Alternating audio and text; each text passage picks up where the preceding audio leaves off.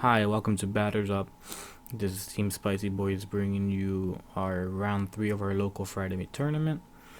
Um, on our left is the mono red pan player Matt, and on the right we have Tyler Finnegan playing Frieza Swap. Matt just charges energy and passes his turn. The mono red pan doesn't really have many opening moves besides playing an M2 or Trunks, and usually if you play the Trunks earlier, you're trying to go for a chain attack play for turn 2, or just setting up some Zeno plays if needed. So Tyler here is going to charge the 2-drop Freezer using his auto, grabbing a life and grabbing that 1-drop Freezer. And depending on his hand, that's going to let him just go up the swap chain pretty easy for him. So here he's just going to play it, and that's going to buff the leader right away. And now Tyler's just going to go ahead and attack lead for 15. Now he's going to go ahead and swap, busting out the 2-drop and a passing turn.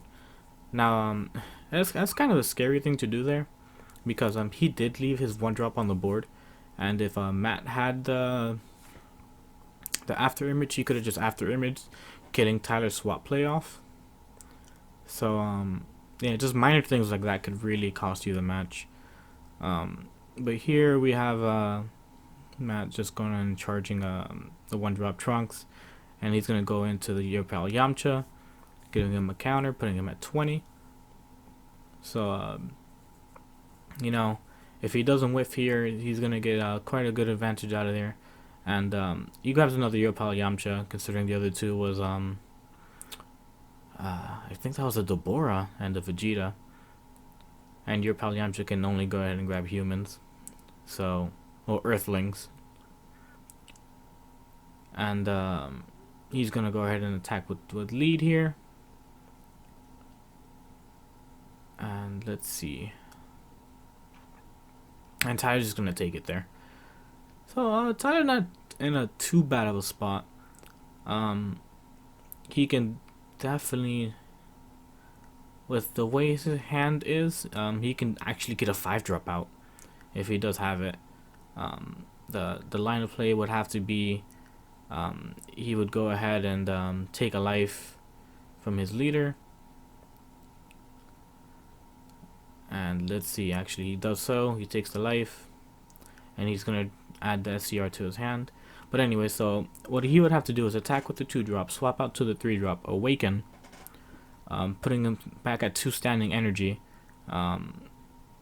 He would swap into the 3-drop, awaken, and then go into the 5-drop immediately.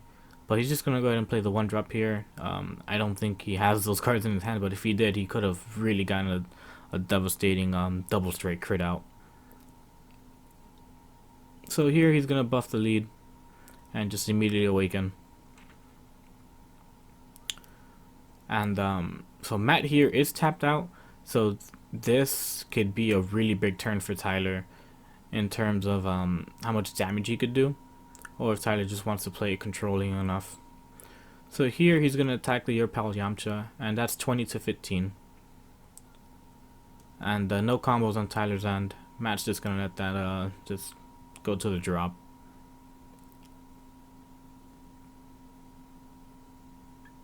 And Tyler's gonna go ahead and swap out, and let's see what does he play.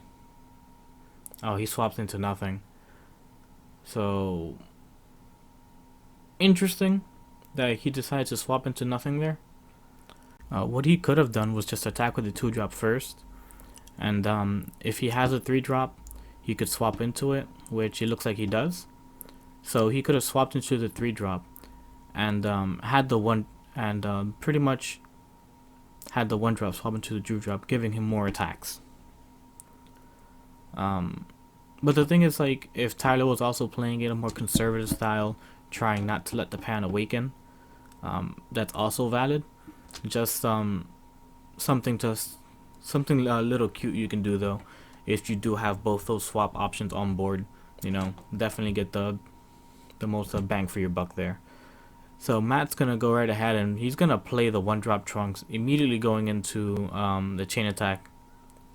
So chain attack here is gonna allow him to attack active cards, or active battle cards, and that's a really good play because as the when you're facing this deck, you really don't want him to swap into the 5-drop, and Tyler here is gonna actually after image that attack. So even though it was good and in theory for Matt, it just didn't end up panning out. No pun intended, because he just pulled the pan. So there's definitely it was definitely a good play, but unfortunately now he's tapped out unless he can get away. Well, yeah, so he's tapped out for this turn, and he doesn't have the requirement for sparking 5, so he will have to take a few attacks before he can awaken. Well, 2 exactly. So okay, so Tyler's playing the red-blue version of this deck compared to the ones we've seen before in these videos, which was Nick, who's playing a red yellow version.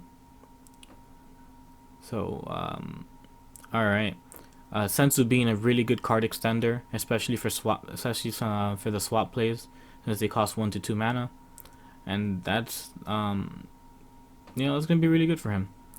So let's see here. Tyler is gonna go ahead and attack the Your Pal Yamcha for 15 to 15, unless he decides to combo something. And yeah, he does. He decides to use a super combo, so that's 25. 30. Really deciding he does not want the Your Pal on the board anymore. Okay, so I see what he did there. So he definitely made sure that he had 3 in his drop, so he can overrun 3, and he's gonna boost the leader up to 20, and he's gonna attack the chain attack with the lead, getting rid of that, because that's gonna be able to threaten any of his future swap plays by allowing him to attack his active battle cards. And Tyler's gonna go right here and combo out the 2-drop here, and that's gonna put up to 25. And actually Matt out combos that, so that's pretty interesting there that he decided to save it, but at the same time that's also going to help him out during his next turn. So really smart. I believe he has about 3 to probably 4 cards in his drop now. And okay, so Tyler here is gonna swap out, and now he's gonna go into his freezer. And Tyler's still trying to get rid of the chain attack. And okay, so here he Sensu Beans, standing up with red energy, so that's 20. And yeah, so Matt's hand's looking really low, 4 cards in hand. Tyler still has a good abundance of cards. I want to say about maybe 7-8 cards. And here Tyler's just gonna attack right away. And okay, so actually Matt did have 5 for the sparking then. I miscounted. So it's a good attack. I'm not too sure if not taking it would be good there, because now he's not awakened, and that's not going to allow him to extend his plays or replenish his hand.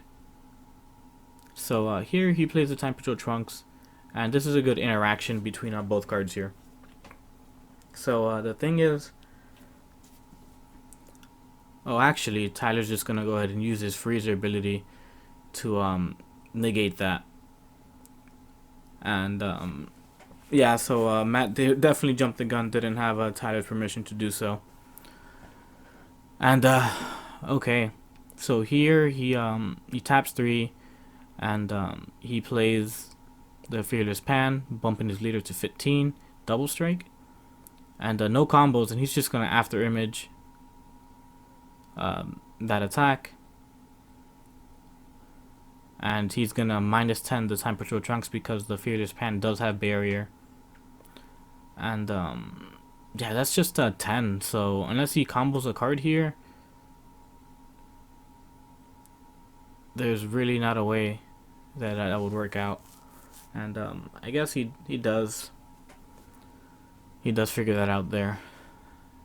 and wants to keep his hand. And that's the thing, like, because he didn't take the two life from the double strike, and instead he, he used the after image. He would have been in a better spot because he would have been awakened. He would have had more energy, and the pan itself would have netted him a card for attacking.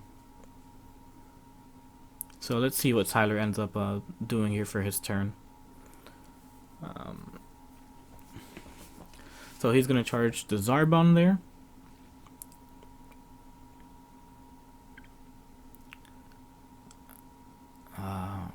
Yeah, I'm not too sure what he has left in his hand.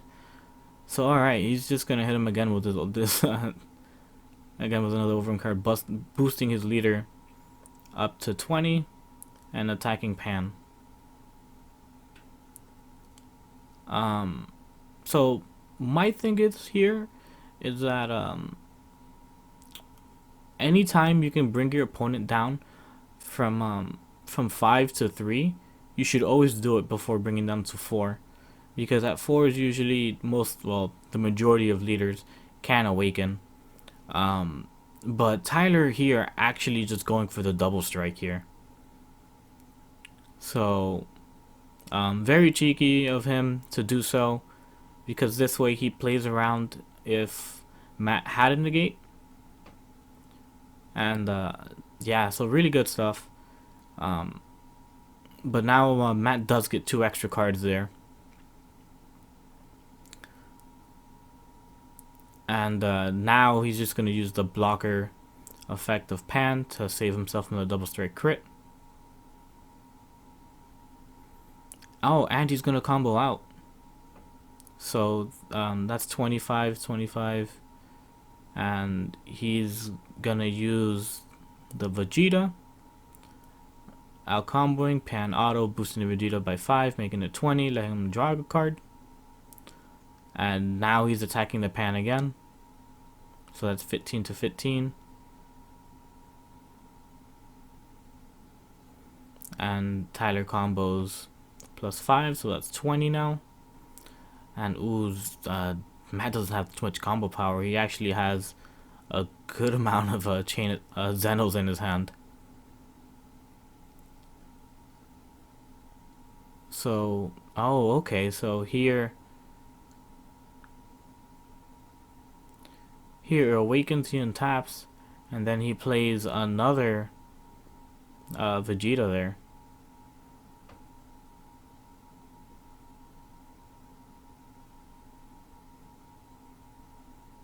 And that was a cool interaction because he did awaken for it, so he does get the effect again to draw.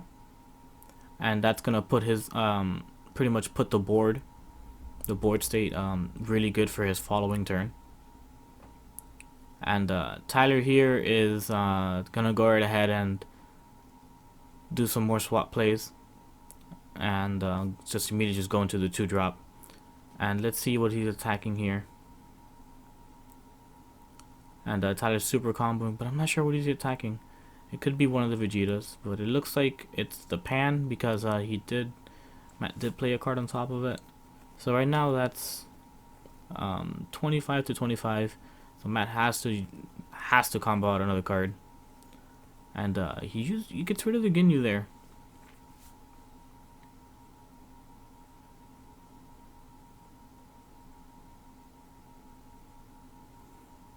And Tyler here again, just paying that 1 cost, swapping to the 3-drop, getting rid of one of the Vegetas, and he's just gonna pass turn there.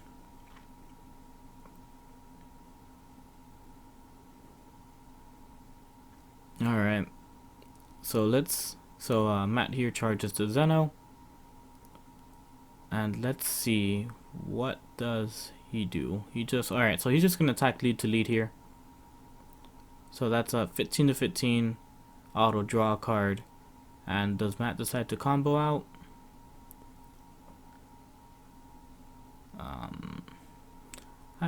No, he doesn't, but Tyler just decides to take it also. So, really close game, you know. Two life for Tyler, 3 for Matt, And Matt does have that Fearless Pan in hand that could really spell some trouble here for Tyler. Oh, and Tyler telling Matt to slow down here, because he can indeed use the freezer auto to negate that, but that would put him down to 1 life. And because Matt jumped the gun here, it's gonna look really bad for Tyler. So yeah, he's just gonna let it go, and that's the thing.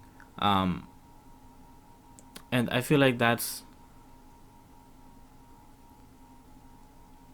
the part where Matt had messed up, because if Tyler chose not to negate it, he could have dropped. I believe I definitely saw a Fearless Pan in his hand.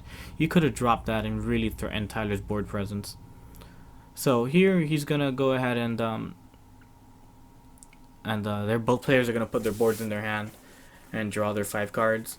But the way Pan works is if you put her auto into pending, you'll draw the 5 for Zeno, and then her auto will resolve, giving you the 6th card. So the thing is here, Matt only has 1 open energy,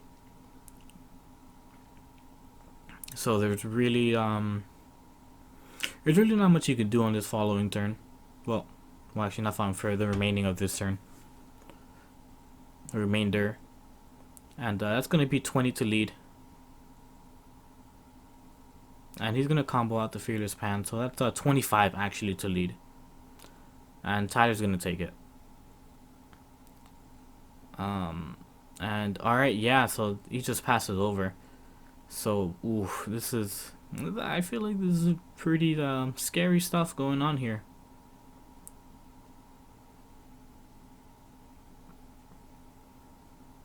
And Tyler's gonna charge the 5-drop freezer there. And let's see what Tyler's gonna do here.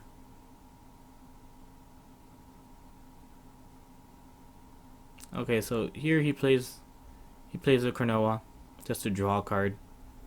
Obviously it has no value in this matchup, but it's gonna just allow him to dig through cards, and you know, if nothing happens to him on the board, it's still combo power. So it's useful here. And alright, Tyler really digging for cards to try to help him live throughout the next turn. And so here he bumps the leader up by 15, so that's 30 to the Zeno. And alright, so the Zeno's gone there. And I'm not sure too much what Tyler has on his hand. I'm not too sure what Tyler has at all at the moment. I can't really see, but he does play another Cronoa, drawing him another card. And this is gonna be really scary, because Matt's coming up on 6 energy, and he has 6 cards in hand now. Gonna go up to 7, and then leader auto when attacking. That's E, and then if he plays a card that's not, yeah, so all types of advantage. So unless Tyler can really press the issue here, he's just gonna have to play survival mode for whatever Matt can dish out.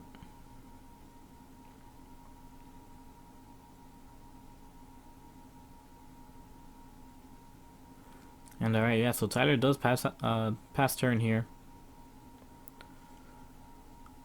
And alright, so I do see he has the Logic in his hand, so that's going to be a free draw if he decides to play it. And he's going to go ahead and attack first, drawing another Zeno. And I just don't feel like going for another chain attack Zeno would be beneficial to him. It would pretty much just give Tyler a brand new hand. And alright, so he is going to play the Zeno. That's going to be a free blocker. He's going to be 20k right now if he decides to attack with it. It honestly wouldn't be the worst thing, because Tyler, his hand size is probably about maybe 4 to 5, probably about 5 cards right now. And alright, so he is going to play the chain attack here, and he's going to play the pan. So this is looking really scary here. The thing is, like, he already attacked with lead, so he doesn't have the double strike, 20k power lead. So he's gonna have the chain attack itself and the logic with double strike. And the logic's gonna attack lead, and that's gonna be let me see, 25, 30, 40, 40 to leader. And right there, Unbreakable, it's 25, 30, 35. Tyler needs to do 10 more to out-combo this. And yeah, there we go. That right there is definitely 10 more. And now he's gonna attack lead. And what can Tyler do here? Because that is 25 to lead again. And alright, so Tyler just combos out 30 there. And with Tyler only one card in hand, Matt just decides to pass turn. I'm not sure if he should have just gone for it or not. Because if he did go for it, who's to say that last card was actually a combo card for Tyler's hand? But I can respect that he played it safe. And Tyler drops the SER. And alright. So this card right here is when it's played, he gets to look at the hand. And he's going to discard a card. So he's going to go ahead and discard the negate. And just attack. And right there, good game, Tyler. I'm so sorry about the coughing. I have yet to see anyone really drop the SCR in a match. So that was a really cool ending to what was a really good game. Alright, stay tuned for our round 4.